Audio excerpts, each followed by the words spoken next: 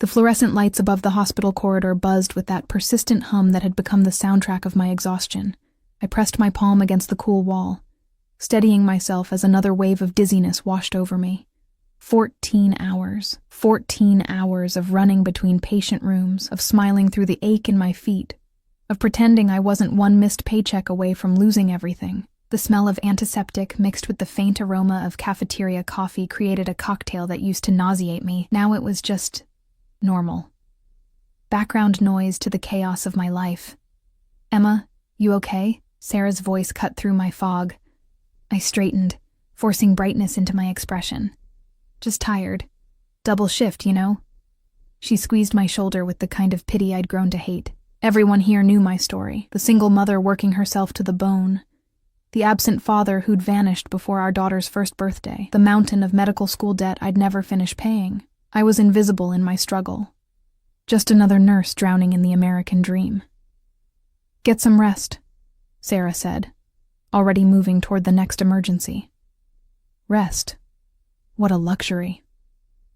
I grabbed my bag from my locker, the zipper broken for 3 months now because I couldn't afford to replace it. My reflection in the small mirror inside the door showed a woman I barely recognized anymore. 26, but looking 35. Dark circles painting shadows beneath hazel eyes. Auburn hair scraped back into a bun so tight it gave me headaches. The elevator ride down felt longer than usual. My phone buzzed. A text from the daycare about late pickup fees. Again. My chest tightened with that familiar panic, the one that lived just beneath my ribs, a constant companion. The hospital parking garage at midnight was a concrete tomb. My footsteps echoed against cement walls tagged with graffiti, each sound amplified by exhaustion. I clutched my keys between my fingers the way the self-defense video had taught me, though I doubted I had the energy to fight off anyone. That's when I heard them. Voices. Low, urgent, dangerous. I froze near the entrance to the stairwell, my heart suddenly thundering loud enough to drown out the buzzing lights. The smart thing would have been to turn around, to take the elevator back up, to call security. But I saw him. A man on his knees, blood streaming from his nose, hands zip-tied behind his back, and standing over him, my breath caught. He was tall, imposing in a way that had nothing to do with height, and everything to do with presence. A black suit that probably cost more than my car, tailored so perfectly it seemed painted on. Dark hair swept back from a face that could have been carved from marble. Sharp jaw, straight nose, lips set in a line that promised cruelty. But it was his eyes that paralyzed me. Even from this distance, even in the dim garage lighting, they gleamed with something cold and calculating. 2 men flanked him, both built like linebackers, both watching the kneeling man with the detached interest of people who'd seen this scene play out too many times. I should have moved, should have run. Instead, my bag slipped from my numb fingers. The sound of my keys hitting concrete was deafening. Every head turned toward me, those cold eyes found mine. And the world tilted. "Well?" His voice was smooth, cultured, utterly calm despite the violence frozen in tableau before him. "It seems we have a witness." My legs wouldn't work. My voice had abandoned me somewhere between terror and shock. I watched as he straightened, adjusting his cufflinks with the casual grace of a man fixing his appearance for a business meeting rather than standing over a bleeding, bound person. He moved toward me, and each step felt like a countdown. "Please," I finally managed, my voice cracking. "I didn't see anything. I'll go. I won't say anything, I promise." "Promises," he murmured, now close enough that I could smell his cologne, something expensive, cedar and citrus and smoke. Such fragile things. One of his men moved to grab me, but he raised a hand, stopping him mid-motion. "Don't touch her." The command was soft, but absolute. He studied me with an intensity that made my skin prickle. His gaze traveled from my worn sneakers to my wrinkled scrubs to my face, lingering there with an expression I couldn't decipher. "You're a nurse." Not a question. I nodded, not trusting my voice. "Working late." Another nod. "Alone." That one sent ice down my spine. He reached out, and I flinched, but he only picked up my bag from where it had fallen, holding it carefully, almost gently. His fingers brushed mine as he handed it back, and I felt calluses I didn't expect, warmth I didn't want to notice. "What's your name?" "Emma," I whispered, then immediately cursed myself. Why did I tell him? "Emma." He repeated it like he was tasting it, rolling it around to see how it fit. "I'm going to give you a choice, Emma, a rare gift from me." My heart hammered so hard I thought I might pass out. "You can walk away right now, pretend you saw nothing, live your life." He paused, and something flickered in those cold eyes. "Or you can help this man." I looked past him at the kneeling figure, at the blood, at the fear carved into every line of his face. "Help him?" My voice sounded foreign. "He's bleeding. You're a nurse." Simple mathematics. His tone remained conversational, as if we were discussing the weather. "And if I help him? Then you become involved. And once you're involved with me, Emma, you don't simply walk away." It was a trap. I knew it was a trap. The smart choice was obvious. Turn around, forget this ever happened, protect myself and Lily. But I looked at that man's face, saw the desperate hope flickering in his eyes, and thought of the Hippocratic oath. "First, do no harm. I need my medical kit from my car," I heard myself say. Something changed in his expression. Surprise, perhaps, or approval. He gestured to one of his men. "Bring her kit. It's in the trunk. Gray Honda, 2 rows over." The man looked to his boss, who nodded once. As we waited, the silence stretched like a rubber band about to snap. I couldn't stop my hands from shaking, couldn't slow my racing pulse. He noticed, of course. He seemed to notice everything. "You're afraid of me." Again, not a question. "Yes," I admitted, because lying seemed pointless. "Good. Fear keeps people alive." He tilted his head, studying me with that unnerving intensity. "But you're helping anyway." I took an oath. "Ah, honor." The word dripped with something between admiration and mockery. How refreshing. The man returned with my kit, and I knelt beside the bleeding prisoner, hyper-aware of the eyes boring into my back. My hands steadied as I worked. This, at least, I knew how to do. I cleaned the blood, checked for broken bones, applied butterfly bandages with practiced efficiency. "He'll need a hospital," I said without looking up. "Possible concussion? Definitely needs stitches. No hospitals." I did look up then, meeting those cold eyes with more courage than I felt.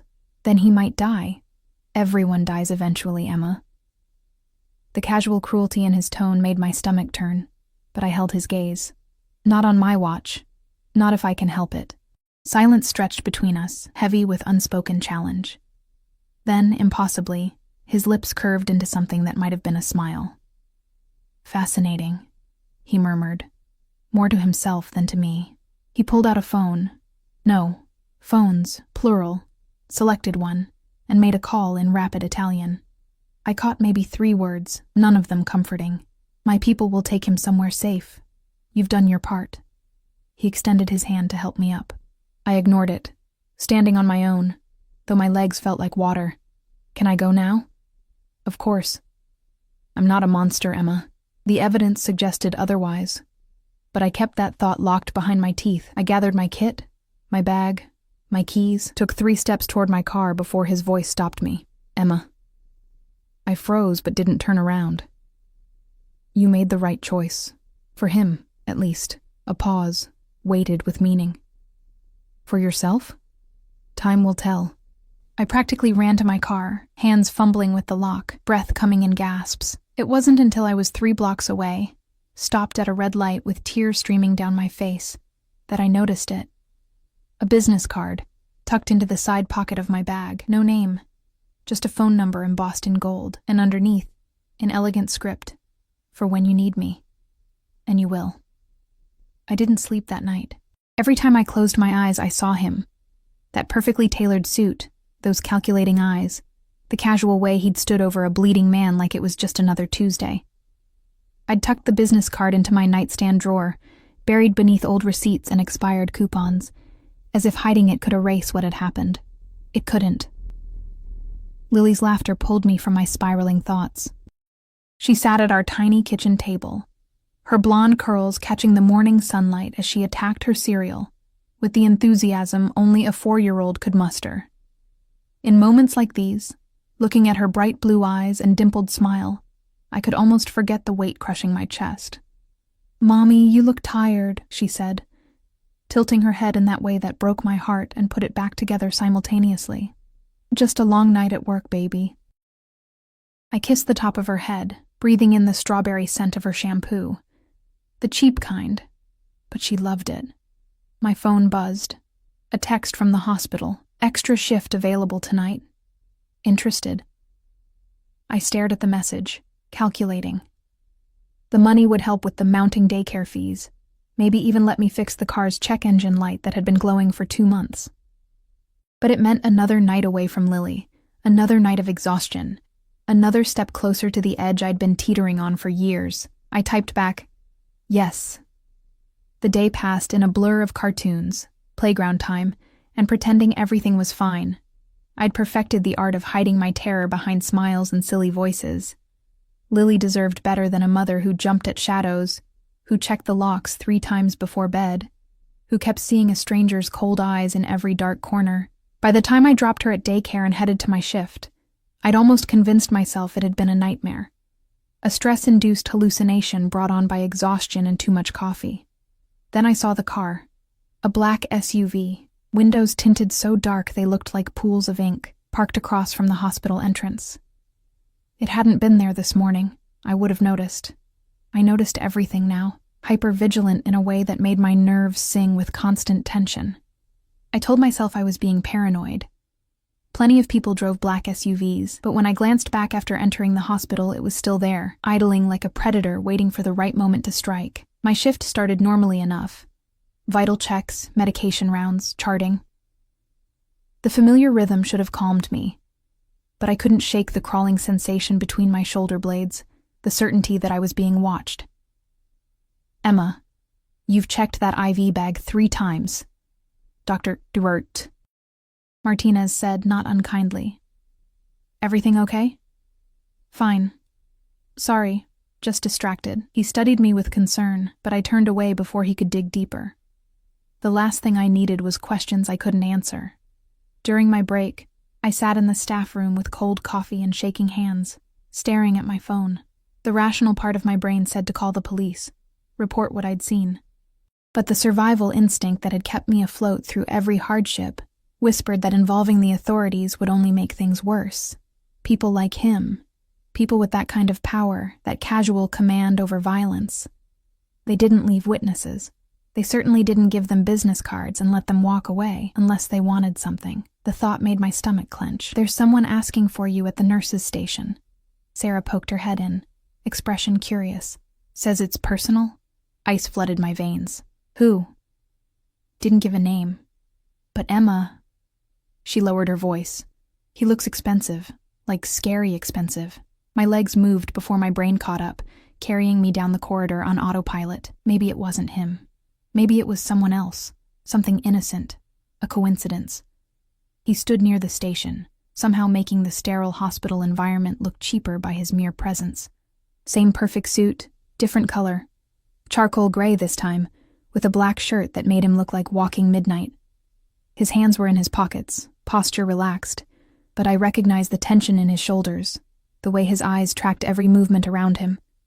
2 men flanked him at a respectful distance, clearly security despite their attempt at casual clothing. One spoke quietly into a phone while scanning the corridor. The other simply stood, hands clasped in front of him, emanating threat. He saw me and smiled. It didn't reach his eyes. "Emma, you look better with sleep. What are you doing here?" I kept my voice low, aware of the curious stares from staff and visitors. "Visiting a friend." He gestured vaguely toward the private wing. "Imagine my surprise when I realized you work here." Liar. He'd known exactly where I worked. That's why he was here. "I'm working," I said, trying to sound firm despite my racing pulse. "I can't talk." "Then listen." He moved closer, and I caught that scent again. Cedar, citrus, smoke. It wrapped around me like a warning. "The man you helped last night, he's stable, recovering, thanks to you." "Good. Now if you'll excuse me..." His hand shot out, catching my wrist. Not hard, not painful, but absolutely immovable. "I'm not finished." The world narrowed to the point of contact, his fingers warm against my skin, his touch somehow both gentle and threatening. I looked up at him, really looked, and saw something dangerous flickering in those eyes. Interest, curiosity, something darker I couldn't name. "You did me a favor," he continued, voice dropping lower. "I don't like being in debt. You don't owe me anything. That's not how I operate." He released my wrist but didn't step back. "Tell me what you need, Emma. I need you to leave me alone. Besides that." The audacity of it stunned me into silence. He stood there, in the middle of a hospital corridor, offering me, what? Blood money? Payment for my complicity? "I don't want anything from you," I managed. "Everyone wants something." His gaze traveled over my face, cataloging details. "You work double shifts. Your scrubs are worn. You drive a car held together by prayer and duct tape. You have a daughter. Lily, 4 years old, attends Little Stars daycare on Cumberland Avenue." The blood drained from my face. "How do you—" "I make it my business to know things," he said it casually, as if he hadn't just revealed that he'd been investigating me, digging into my life, learning about my daughter. "You're drowning, Emma. Let me throw you a rope. I don't need your help." "No?" He pulled out his phone, the same one from last night, and showed me the screen. Bank statements, my bank statements. 3,000 in debt, car payment overdue, daycare threatening to drop your daughter if you miss another payment. Shall I continue? Rage ignited beneath my fear, hot and bright. "You had no right. I had every right. You became my concern the moment you chose to help instead of run." He pocketed the phone, expression unreadable. "I'm offering you a solution. I don't want your dirty money." Something flickered across his face. Amusement, maybe respect. "Who said anything about money? I'm offering you a job." That stopped me cold. "What?" "I have people who occasionally need medical attention. People who can't go to hospitals for various reasons. You'd be on call, well compensated, and your current life remains unchanged." He tilted his head. "Unless you prefer struggling alone?" It was wrong. Every instinct screamed that accepting anything from this man was crossing a line I could never uncross. But God, I was so tired. Tired of choosing between groceries and gas, between Lily's needs and my own, between drowning slowly and drowning fast. "I need to think about it," I whispered. "You have 24 hours. He reached into his jacket. I flinched, he noticed, and pulled out an envelope. "Consider this a signing bonus for last night's work." "I can't." He pressed it into my hands, his fingers covering mine completely, warm and calloused and steady. "You can. You will. Because pride doesn't feed your daughter, Emma." The cruelty of the truth made my eyes burn. 24 hours, he repeated, then stepped back, adjusting his cuffs with that same casual grace. "Oh, and Emma, that car parked outside, consider it personal protection. You're valuable to me now. I protect what's mine. I'm not yours." His smile was slow, predatory. Promised, not yet. He walked away, his security falling into formation around him, leaving me standing in the corridor with an envelope that felt like it weighed 1,000 pounds and a future that had just shifted beneath my feet.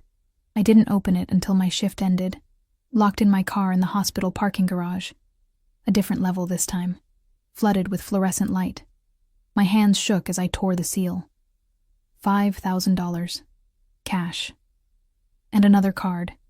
This one with actual text. For Lily's daycare. No child should suffer for her mother's pride.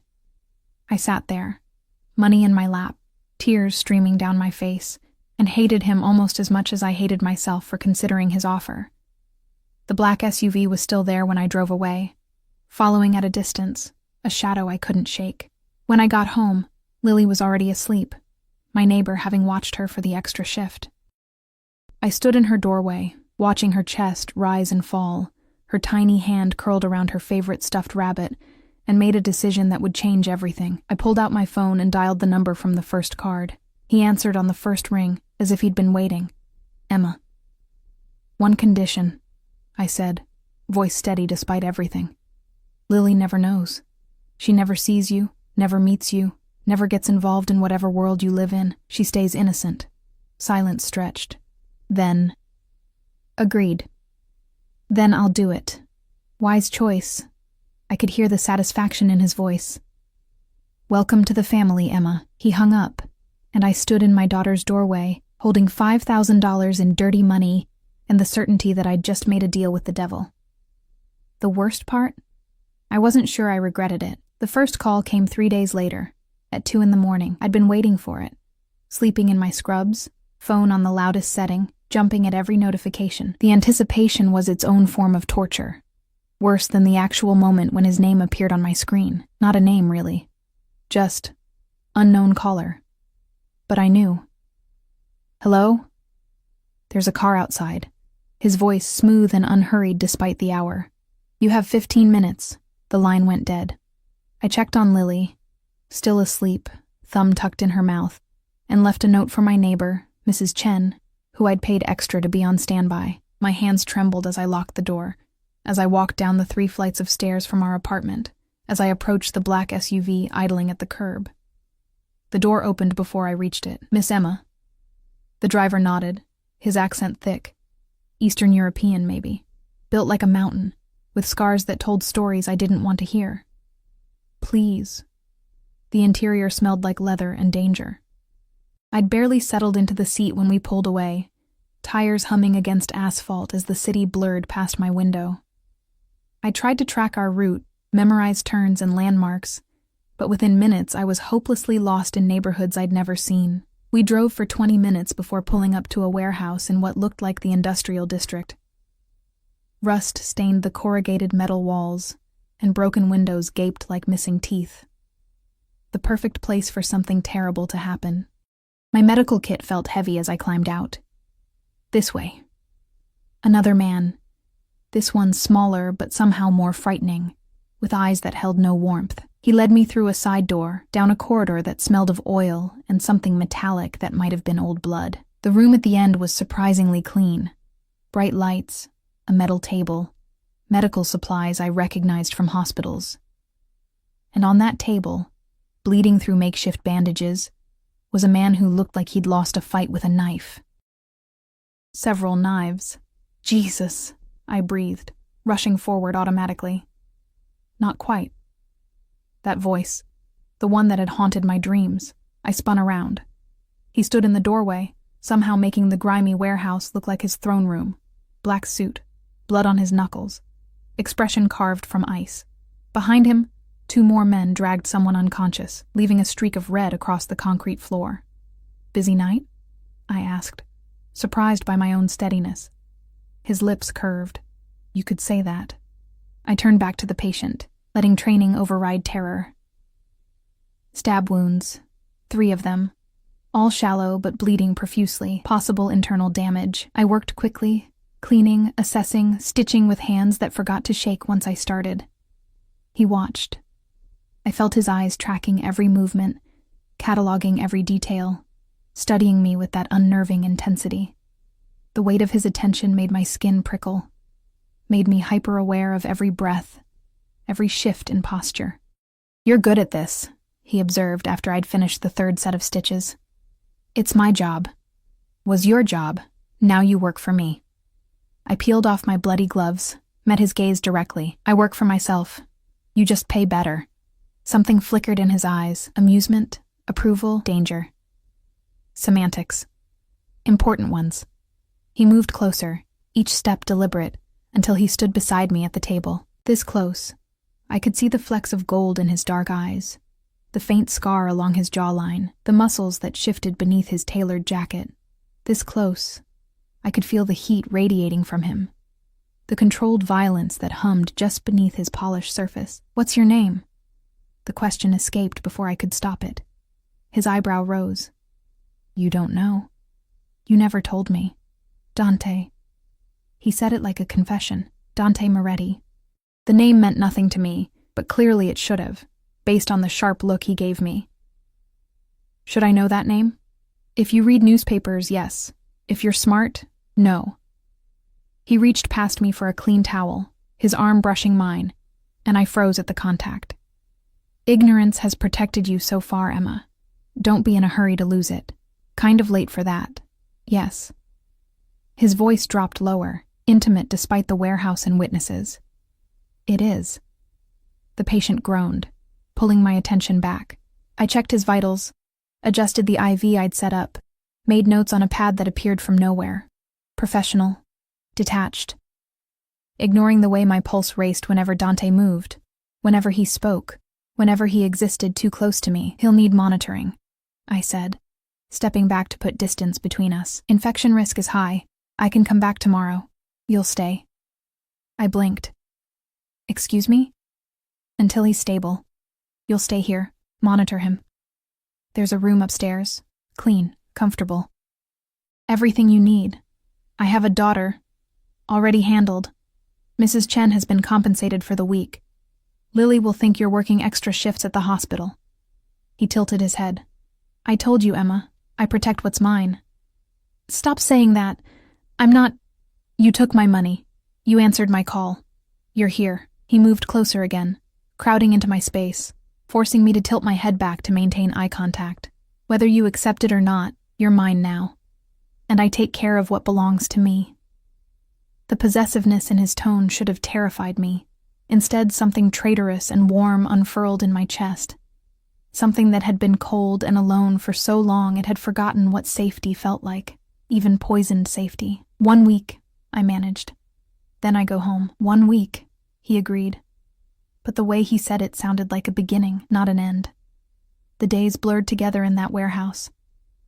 I monitored my patient, Alessandro, I learned, one of Dante's captains who'd been ambushed during a collection. I changed bandages, administered antibiotics, tracked vitals with the same efficiency I'd use at the hospital. But everything else was different. Dante appeared at odd hours, sometimes in suits, sometimes in casual clothes that somehow looked more dangerous. He'd sit in the corner of the room, working on his phone.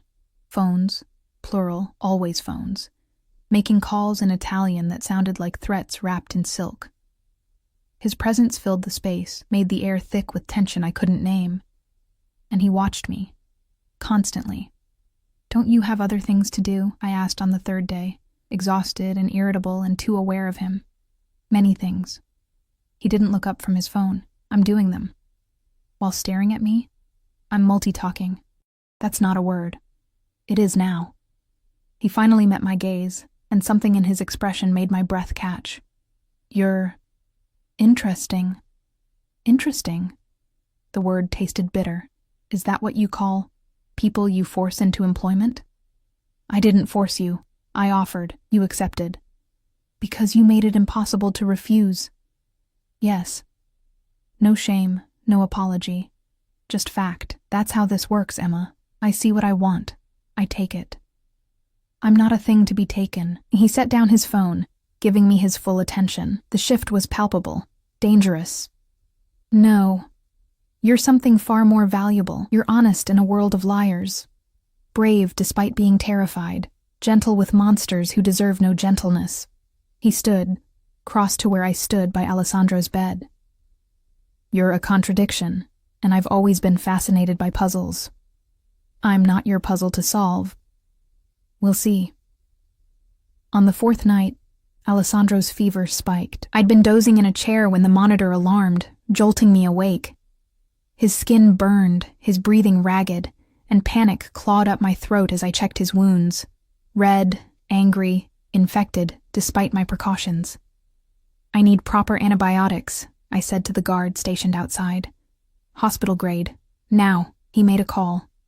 Within 15 minutes, Dante appeared, still in evening wear from whatever he'd been doing, looking like sin in a tuxedo. What do you need? I rattled off medications, dosages, specifications. He relayed them into his phone without question, never breaking eye contact with me. 20 minutes later, a man arrived with a bag containing everything I'd requested, plus equipment I hadn't known to ask for. I worked through the night, fighting the infection, pushing fluids, monitoring every subtle change. Dante stayed, jacket discarded, sleeves rolled up, helping where I directed with hands that were surprisingly gentle for all the violence they'd committed. You're good at following orders, I said around 3 a.m., delirious with exhaustion, only from people who've earned my respect.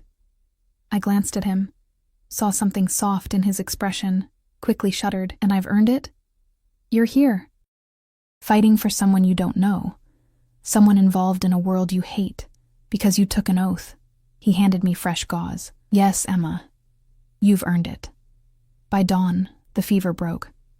Alessandro's breathing eased, color returning to his face. I sagged against the wall, drained and dizzy and triumphant in the way only saving a life could make you feel.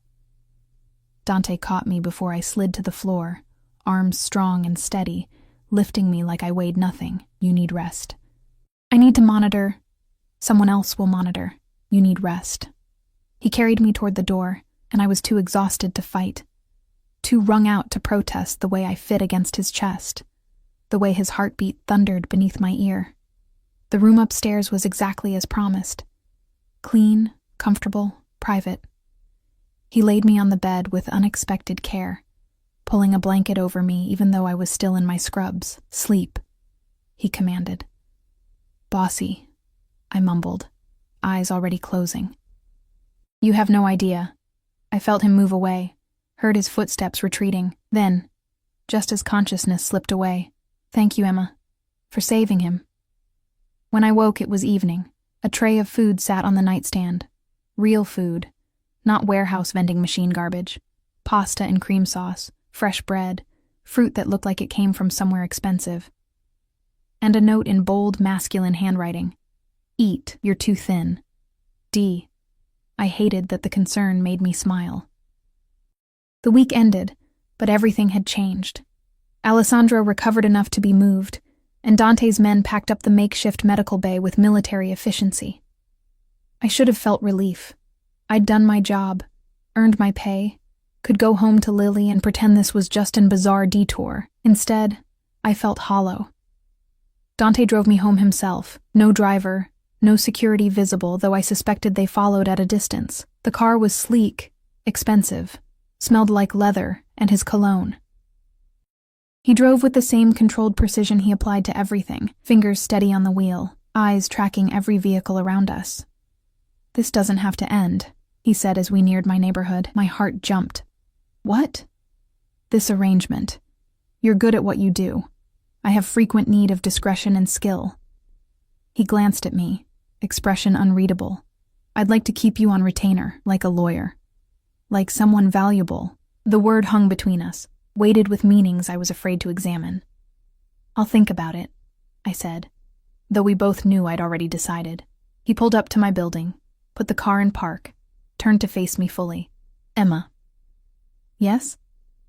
You did well. Better than I expected.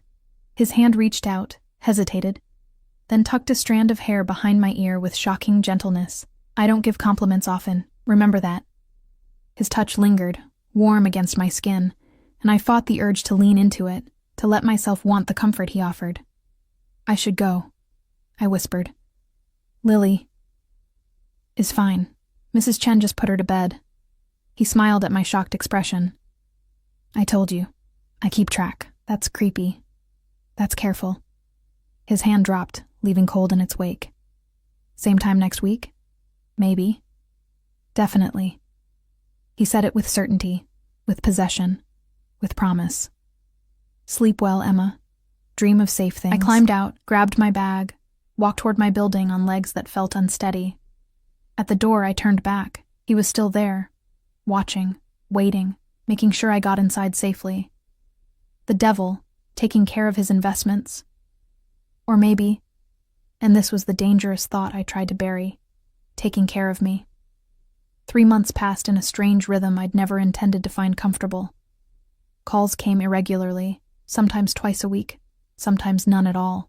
Each time I'd drop everything, climb into whatever vehicle Dante sent, and tend to men who'd been shot, stabbed, beaten. I didn't ask questions. They didn't offer explanations. I stitched wounds and set bones and pushed antibiotics with the detached efficiency of someone who'd learned to compartmentalize. The money was obscene. More than I'd made in a year at the hospital, deposited into an account Dante had set up under a consulting firm's name. Legal, he'd assured me. Mostly. I paid off my debts, fixed my car, bought Lily new clothes that actually fit, toys that weren't secondhand, stopped choosing between groceries and gas, between her needs and mine. The relief was intoxicating, addictive, and terrifying in how quickly I'd grown dependent on blood money. But it wasn't just the money that kept me answering his calls. Dante had become present. Not physically, not always, but in 1,000 small ways that wove him into my life like threads I couldn't unpick. Flowers appeared at my door, no card, but I knew. My car's check engine light mysteriously fixed itself. Lily's daycare suddenly had a scholarship available. Anonymous donor that covered half her tuition. And then there were the nights he'd appear at the hospital after my legitimate shifts, leaning against my car like he owned it, hands in pockets, that dangerous smile playing at his lips. "Hungry?" he'd ask, as if stalking me was perfectly normal. I should have said no. Should have maintained boundaries, distance, professionalism. Instead, I found myself in late-night diners, expensive restaurants that closed their doors for private events that were just him and me, quiet cafes where he drank espresso that looked like oil and watched me eat like my appetite personally satisfied him. We talked. God help me, we talked. He told me about growing up in Sicily, about his father's empire and the weight of legacy. I told him about nursing school, about Lily's father leaving, about the exhaustion of being alone. He made me laugh with dry observations about his associates' stupidity. I made him smile, really smile, not that cold calculation. With stories about Lily's antics, it felt dangerous. This felt more dangerous than the warehouses and blood and late-night calls. Because somewhere between stitching wounds and stolen dinners, I'd stopped seeing him as the monster in the parking garage, and that terrified me more than anything. "You're thinking too loud," Dante said, pulling me from my spiral. We sat in his car. He'd intercepted me after another shift, convinced me to drive with him. Nowhere specific, just driving. The city lights blurred past as rain drummed against the windshield, cocooning us in artificial intimacy. "Sorry," I murmured. "Don't be. I like watching your mind work." He glanced at me, one hand on the wheel, the other draped casually over the console between us. "You get this little crease right here." His finger touched the space between my eyebrows, feather-light. "When you're worried about something." I jerked back from the contact, pulse jumping. "You're too observant. Occupational hazard." He returned his hand to the wheel, but I could still feel the ghost of his touch. "What's bothering you?" "This. Us. Whatever this is. Employer and employee, liar." His lips curved. "You're learning." "Dante." "I like when you say my name." He said it quietly, almost to himself. Then louder. "Say it again." "What? Why?" "Because everyone else says it with fear or respect or calculation. You say it like I'm just a person. I like that." The vulnerability in his admission cracked something in my chest. "You are just a person." "No, Emma. I'm really not." He took an exit I didn't recognize, drove deeper into an area where buildings thinned and darkness thickened. I'm what happens when violence becomes legacy, when power replaces conscience. I've done things that would make you run screaming if you knew details. Then why tell me? Because you should know, should understand what you've gotten involved with. He pulled into an overlook. Below us, the city spread like scattered diamonds, beautiful and distant. He killed the engine, turned to face me fully. "I'm giving you an out, Emma, right now. Walk away. I'll make sure you're taken care of. Money, protection, everything you need. But walk away before this gets complicated." "Complicated how?" "Complicated like I'm starting to care whether you eat enough. Complicated like I check security footage of your building 3 times a day to make sure you're safe. Complicated like I've forbidden anyone to even look at you wrong because the thought of someone hurting you makes me want to burn the city down." His voice dropped, rough with something raw. "Complicated like I'm obsessed with you, Emma. And I don't do obsessed. I do controlled. I do calculated. I do careful. But with you..." He trailed off, jaw tight, hands clenched on his thighs like he was physically restraining himself from reaching for me. My heart thundered so hard I thought it might crack my ribs. With me? What? With you, I want things I've never wanted. Soft things, dangerous things. His eyes found mine in the darkness, and what I saw there stole my breath. "I want to keep you, not as an employee, not as an asset. I want you in my home, in my bed, in my life so thoroughly that no one, including you, forgets who you belong to. I don't belong to anyone, yet. He leaned closer, and I should have backed away, should have opened the door and run. But I was frozen, caught in his gravity, drowning in his intensity. Tell me you don't feel this. Tell me you don't think about me. Tell me every time your phone rings, you don't hope it's me. I couldn't. God help me, I couldn't lie. This is crazy, I whispered instead. Yes. You're dangerous. Yes. I have a daughter, a life.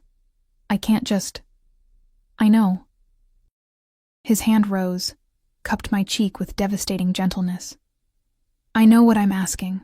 I know it's selfish and wrong and completely unfair, but I can't stop wanting you, Emma. I've tried. For 3 months, I've tried to keep this professional, to maintain distance. But every time I see you, every time you touch someone I care about with those gentle hands, every time you look at me like maybe I'm not completely irredeemable. He exhaled roughly. I'm not a good man, but I'd be good to you. I'd be everything you need. You can't promise that. Watch me. The kiss happened like lightning, sudden, inevitable, catastrophic. His mouth claimed mine with controlled hunger, lips firm and demanding but somehow still asking permission. I made a sound. Protest or surrender, I couldn't tell. And his hand slid into my hair, angling my head to deepen the kiss. I'd been kissed before, by Lily's father, by a few forgettable men during my rare attempts at dating. This was nothing like those kisses. This was possession, promise, threat, and salvation wrapped together until I couldn't tell which was which. He kissed me like he was claiming territory, like my mouth was his to conquer, like he'd been starving and I was the first meal he'd seen in years. And I kissed him back. God help me. I kissed him back with everything I had. All the loneliness, all the fear, all the desperate hunger for someone to see me. Really see me and still want me anyway. My hands fisted in his shirt, pulling him closer, and he groaned against my mouth, a sound that vibrated through my entire body. When we finally broke apart, both breathing hard, he pressed his forehead to mine. Say yes. To what? To me. To this. To letting me take care of you properly. His thumb traced my swollen lips. Be mine, Emma. Officially. Completely. Reality crashed back in waves of ice water. I can't. Lily will have everything she could ever need. The best schools, the best life, everything. His hands framed my face, forcing me to meet his eyes. I meant what I said before. She'll never see the dark parts. I'll keep her innocent, safe, separate. She'll know me as Dante, your boyfriend.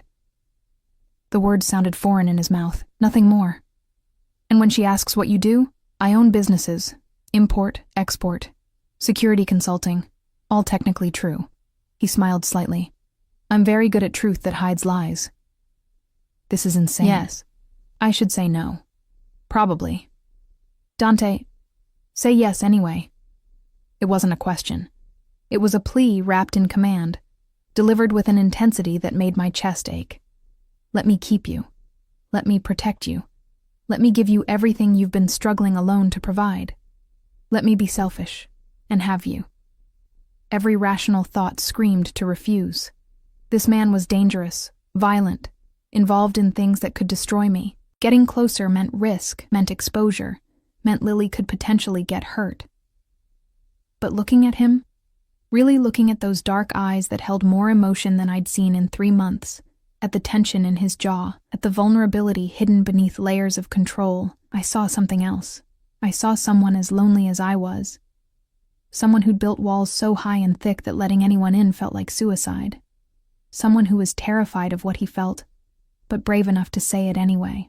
I saw myself reflected in him, and maybe that's what made me reckless. One condition, I heard myself say. Hope flared in his eyes. Anything. You meet her. Properly. Not as my employer, not as some shadow in the background. If this is real, if you want me in your life, then you meet my daughter. And if she doesn't like you, this ends.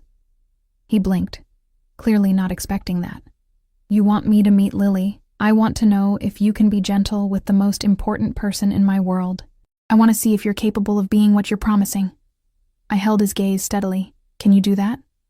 Silence stretched. For a moment I thought I'd miscalculated. Pushed too hard, asked too much. Then he smiled. Real, warm, devastating. Sunday. I'll pick you both up. Somewhere child appropriate.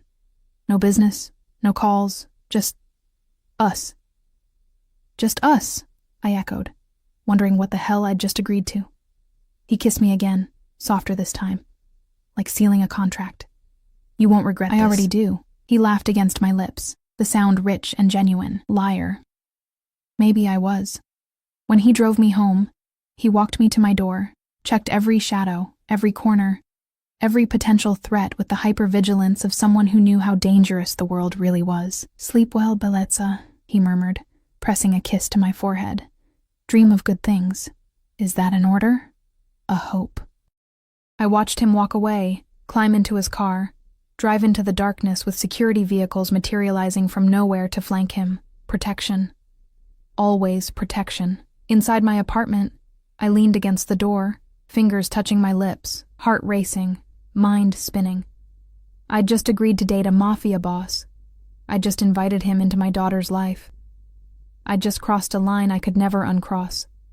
And the terrifying part? I wasn't sure I wanted to. My phone buzzed. A text from unknown caller that was definitely him. Thank you for saying yes. I won't let you down. Another message. Also, there's a security detail on your building now. Don't be alarmed. Old habits. And finally, you're mine now, Emma. I take care of what's mine. I should have been angry about the possessiveness, the presumption, the high-handed way he'd decided to protect me without asking. Instead, I smiled, saved his number under Dante, and went to check on Lily. She slept peacefully, clutching her stuffed rabbit, innocent to how drastically her world was about to change. I hope I'm making the right choice, baby, I whispered, kissing her forehead. But as I climbed into bed, still tasting Dante on my lips, feeling the ghost of his touch on my skin, I couldn't quite convince myself I cared if it was right or wrong. I just wanted him, and that was the most dangerous thing of all. Sunday arrived with the kind of nervous energy that made my hands shake while braiding Lily's hair. Who's Dante, Mommy? She asked for the third time, swinging her legs from the bathroom counter. A friend. Someone I work with sometimes. I forced steadiness into my voice, weaving her blonde curls into something presentable. He wants to take us somewhere fun today. Like the zoo? Maybe. I had no idea where Dante planned to take us. He'd only texted, dress casual. Bring Lily's favorite things. Trust me. Trust. What a loaded word. The knock came precisely at 10. I checked the peephole. Unnecessary. Since I'd watched the street for the past hour, seen the black SUV pull up, seen Dante emerge in jeans and a black Henley that made him look dangerously normal. I opened the door, and my breath caught. He stood there holding a stuffed unicorn the size of a small dog, expression uncertain in a way I'd never seen. Behind him, his security tried to look inconspicuous while failing miserably. Hi, he said, and I realized he was nervous. Dante Moretti, who commanded empires and orchestrated violence with casual efficiency, was nervous about meeting a 4-year-old. Something in my chest melted dangerously. Hi, I managed. Lily peeked around my legs, eyes wide. You're really tall. Dante crouched immediately, bringing himself to her eye level. The gesture was so instinctively gentle it made my throat tight. I am. Is that okay? She considered this seriously. I guess.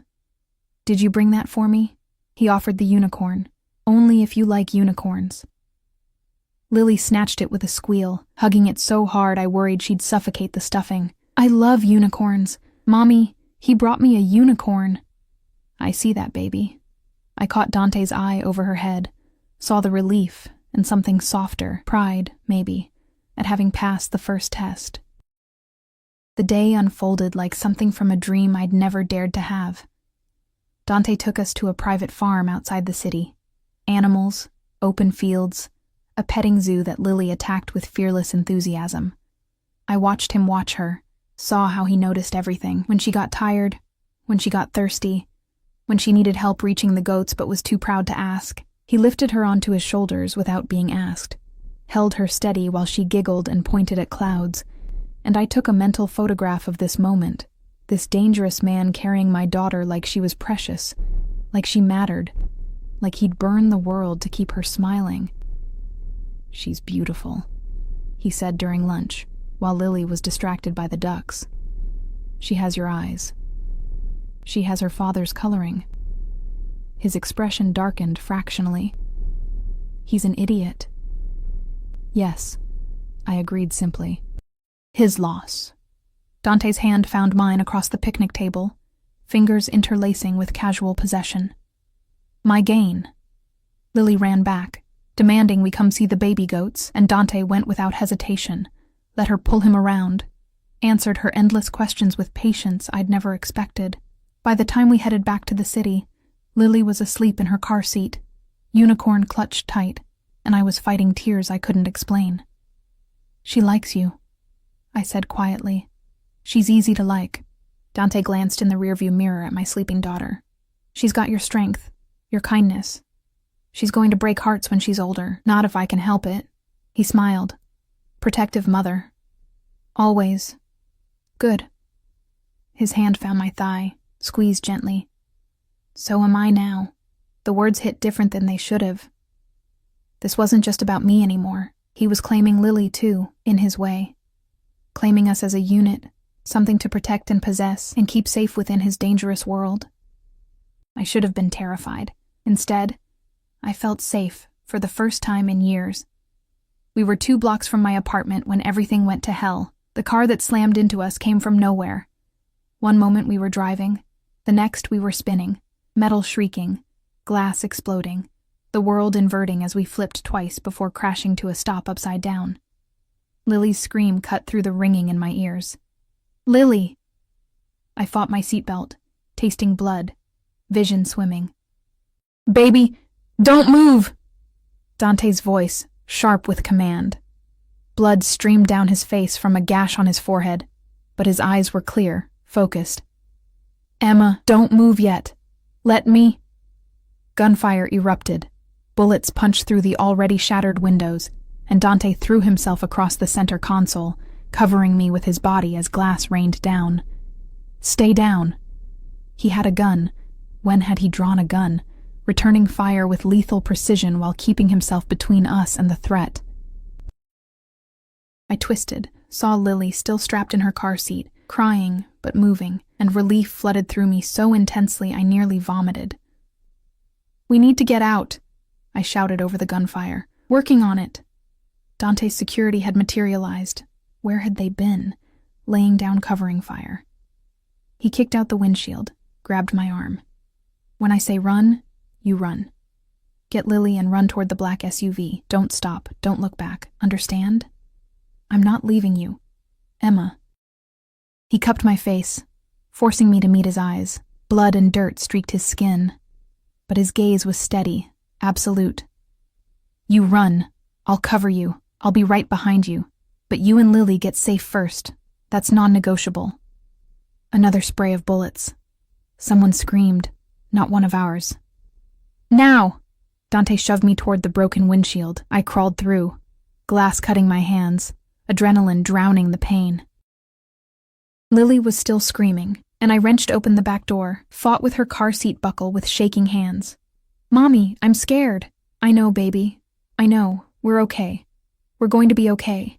I got her free, pulled her against my chest, felt her little heart racing against mine. Dante appeared beside us, firing over the car's roof. "Go!" I ran. Lily sobbed against my shoulder, her unicorn abandoned somewhere in the wreckage, and I ran harder than I'd ever run in my life. The SUV's door opened. Hands reached out, pulled us inside, and I collapsed onto the floor, covering Lily with my body as the vehicle peeled away. Dante dove in behind us, door slamming, and we accelerated so fast I slid sideways. "Status!" he barked. 3 hostiles down, 2 fled. Marco's hit but stable. Vehicle totaled. The driver, the mountain from my first call, spoke calmly despite the chaos. "Hospital? Safe house, now." Dante crawled to where I curled around Lily on the floor. Emma, look at me." I did. Saw concern carved into every line of his face. Are you hurt? Is Lily hurt? I checked her frantically. Cuts from glass, bruises forming, but nothing serious. Nothing life-threatening. We're okay. We're okay. You're bleeding. Surface cuts. I'm fine. I touched his face, felt blood hot and wet. You're hurt. I've had worse. He pulled out his phone, somehow still intact, made rapid-fire calls in Italian. Then to me, gentler. I'm sorry. I'm so fucking sorry. This was meant for me, not you, never you. Who? The word came out harsh. Who did this? His jaw clenched. Rivals. Someone who thinks hurting what I care about will hurt me. They're right. He looked at Lily, who'd stopped crying but trembled violently. They're very right. The safe house was a mansion disguised as a fortress. High walls, security checkpoints, armed men everywhere. Dante carried Lily inside while I followed on shaking legs, let him guide us to a bedroom that looked like it belonged in a hotel. Doctor's coming, he said, setting Lily gently on the bed. He'll check you both. Then we talk. The doctor, older, discreet, clearly used to Dante's world, examined us with efficient kindness. Minor injuries, shock, but nothing requiring hospitalization.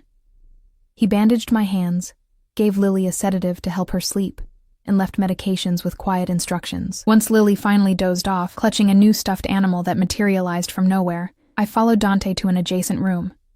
He stood at the window, shoulders rigid, hands clenched at his sides. Blood still streaked his face despite obvious attempts to clean it. This is my fault, he said without turning. I brought this to your door. I made you a target. You didn't pull the trigger. I might as well have. He spun to face me, and the raw anguish in his expression stole my breath. I knew this could happen. I knew being with me made you vulnerable. But I was selfish. I wanted you anyway. And now, Lily. His voice cracked. She could have died, Emma. Because of me. I crossed to him, took his face in my bandaged hands. Look at me. Dante, look at me. He did. Eyes haunted. I chose this. Knowing what you were, knowing the risks. I chose you. I pressed my forehead to his, and yes, I'm terrified. Yes, this is exactly what I feared. But you saved us. You put yourself between us and bullets without hesitation. You protected my daughter like she was yours. She is mine. The words came out fierce. You both are. And I failed. You didn't fail. We're alive. We're safe. Because of you. I kissed him, tasting blood and fear and desperate need. Don't you dare push me away now. I should. For your safety. No. I pulled back, met his eyes steadily. You don't get to decide that alone. I'm in this. Lily's in this. We're yours, like you keep saying. So act like it. Protect us, yes. But don't leave us. Something broke in his expression, and he crushed me against his chest, face buried in my hair. His whole body shook. This powerful, dangerous man trembling like a leaf. I can't lose you, he whispered. I've lost so much. I can't lose you too. You won't. I held him tighter. I'm not going anywhere. We stood like that for long minutes. Two broken people clinging to each other in the aftermath of violence, finding something like peace in the eye of the storm. Eventually, he pulled back, wiped his eyes roughly. The men who did this, they're being handled. Handled how? Do you want details? I thought about Lily's terrified screams, about bullets ripping through metal, about how close we'd come to dying. No. Just make sure they can't hurt us again. They can't hurt anyone again. Said with finality that made me shiver. And I'm increasing security. On you, on Lily, on your building. You'll have protection everywhere, always. That sounds suffocating. That sounds alive. He cupped my face.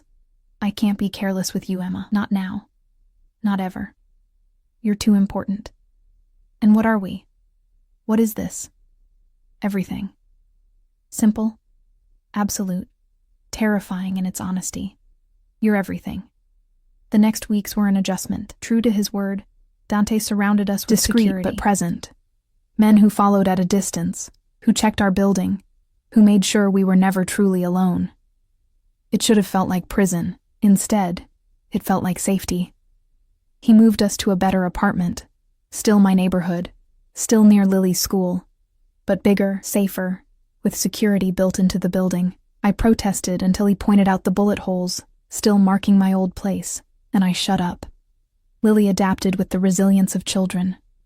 The attack became the scary car accident, smoothed over with therapy and time and Dante's patient presence. He visited often, always bringing small gifts, always gentle, always making her laugh. She started calling him Uncle Dante, and I saw how the title affected him, pride and pain mixing in his expression. "Not uncle," he said one night, after Lily was asleep and we lay tangled in my bed. "Not if I have my way?" "No. No." He traced patterns on my bare shoulder. "Something more permanent." My heart stuttered. "Dante, marry me." I bolted upright, staring at him. "What?" He sat up too, completely serious. "Marry me. Make this official. Let me give you my name, my protection, everything I have." "That's crazy. I'm crazy about you. Might as well make it legal." He caught my hand, pressed it over his heart. "I love you, Emma. I've loved you since you chose to help instead of run, since you looked at a monster and saw a man. I want forever with you. I want to be Lily's father legally. Want to give her siblings if you'll have me. Want to grow old knowing you're mine and I'm yours." Tears streamed down my face. "I love you too. God help me. I love you." "Then say yes." "Yes." I laughed through tears. "Yes, you insane, overprotective, wonderful man, yes." He kissed me like he was drowning, and I was air, like I'd just given him the world, like forever started right now. We married quietly, just close family, his mother who cried and called me daughter, his brothers who welcomed me with warm suspicion, Mrs. Chen and a few friends from the hospital who thought I'd won the lottery. Lily was flower girl, wearing a dress that cost more than my first car, throwing petals with solemn concentration that made everyone smile. And when Dante slid the ring onto my finger, when he promised to love and protect and cherish, I believed him. Because I'd seen him at his worst and his best, seen the monster and the man, and chosen both. 2 years later, I stood in our home, a real home, with a yard and safety and love, watching Dante teach Lily to ride a bike, while our son dozed in my arms. "Careful, Principessa," Dante called, jogging beside Lily as she wobbled. "I've got you." "Don't let go," she shrieked, delighted and terrified. "Never," he promised, and I knew he meant it about more than just the bike. He caught my eye across the yard, smiled that smile reserved only for us, and mouthed, "I love you." I mouthed back, "I love you too." It wasn't perfect. His world still demanded things I didn't like, still brought danger we had to navigate, but it was ours. Messy and complicated and real. I'd walked into a parking garage expecting nothing but another exhausting shift. Instead, I'd found everything. The man I loved, the family I'd needed, the safety I'd craved.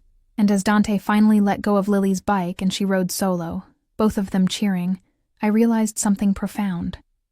Sometimes the most dangerous choice is the right one. Sometimes monsters are just men who need someone to see them. Sometimes love finds you in parking garages and blood-soaked warehouses and moments of impossible choice. And sometimes, if you're brave enough to say yes, it gives you forever.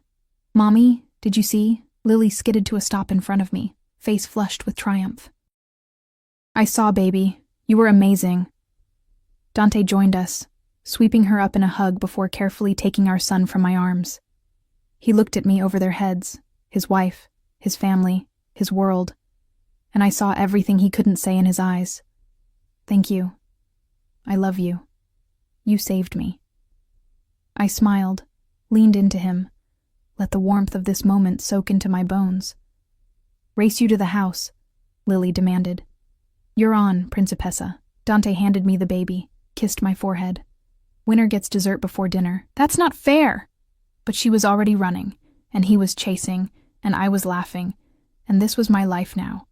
Complicated, dangerous, perfect, ours.